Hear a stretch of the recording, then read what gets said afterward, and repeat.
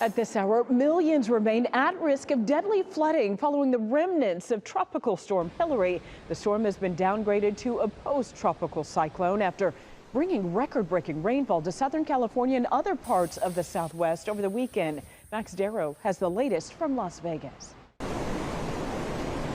As dawn broke in Palm Springs, California Monday, residents woke up to floodwaters rushing through roads after Hilary dumped half of the city's annual rainfall in just a few hours. The first tropical storm to hit Southern California in more than 80 years brought lashing winds and heavy rainfall to a region much more accustomed to drought. As the floodwaters rose quickly in Victorville, California, Juan Pfeiffer and his mother decided to leave for higher ground. All that started within an hour or two and then just kept piling up, and the water keeps coming further back up the street. The storm has already triggered mud and rock slides like this one in Sheep Canyon, California. That is all avalanche debris.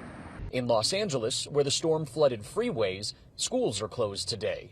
As you know, sometimes damage can occur in the hours and days after a storm hits, so Angelenos should continue to stay vigilant.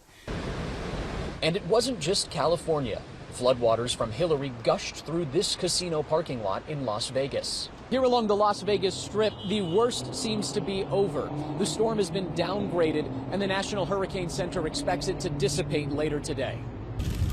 Nevada's governor had called up the National Guard ahead of the storm. And in Yuma, Arizona, 60-mile-an-hour winds knocked down trees and power lines, leaving parts of the city without electricity. Max Darrow, CBS News, Las Vegas.